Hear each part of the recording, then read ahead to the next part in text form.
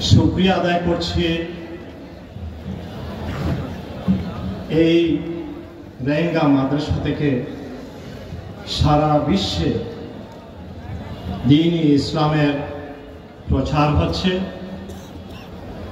সমস্ত মুসলিম উম্মাহ সারা বিশ্বে এই প্রতিষ্ঠান থেকে দ্বীন-ই ইসলামের খেদমত এবং নেতৃত্ব দিচ্ছেন।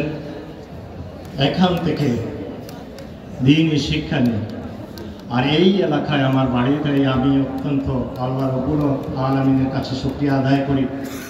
আমি ব্যক্তিগতভাবে খুবই গর্বিত। আজকের এই মাহফিলে রব্বুল আলামিনের কাছে দোয়া করি, আল্লাহ রব্বুল আলামিন এই রেঙ্গা মাদ্রাসা এই প্রতিষ্ঠানের প্রতিষ্ঠাতা শেখ রেঙ্গাকে আল্লাহ তাআলা যেন জান্নাতুল ফেরদৌস নসিব করেন। সেই সাথে আমি একজন রাজনৈতিক কর্মী, বাংলাদেশ জাতীয়তাবাদী দল বিএনপির আন্তর্জাতিক বিষয়ক সম্পাদক এবং মানবাধিকার বিষয়ক উপদেষ্টা বিএনপির ভারপ্রাপ্ত চেয়ারম্যান জনাব তারেক রহমান সাহেবের। সেই সুবাদে আজকের এই মাহফিলে আমি আপনাদের কাছে দোয়ার আবদার করছি।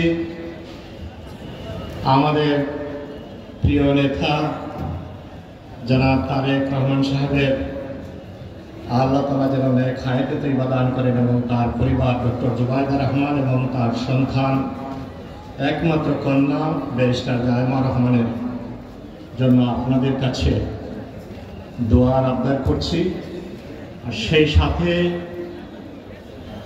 আমার প্রয়াত নেতা শহীদ রাষ্ট্রপতি জিয়াউর রহমানের রুহের মাগফিরাত কামনা করছি এবং আমাদের প্রিয় নেত্রী দেশনেত্রী বেগম খালেদা জিয়া সুস্বাস্থ্য এবং দীর্ঘায়ু কামনা করে আমি আসলে এখানে এসেছি আপনাদের জন্য, আপনাদের কাছ থেকে দোয়া নিতে এবং এখান থেকে নসিহত শুনে পবিত্র কোরআন এবং হাদিস থেকে নিজের জীবনকে কীভাবে যেন সুন্দরভাবে গঠন করা যায় এবং সেই সাথে মানুষের সেবা করা যায়, মানুষের সুখে দুঃখে মানুষের পাশে দাঁড়ানো যায়।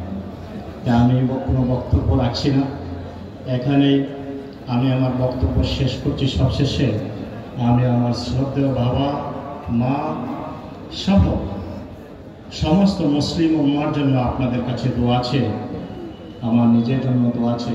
আমার বক্তব্য শেষ করছি। আল্লাহ হাফিজ। আপনারা সবাই সুস্থ থাকবেন। আসসালামু আলাইকুম ওয়া রাহমাতুল্লাহি ওয়া বারাকাতুহু।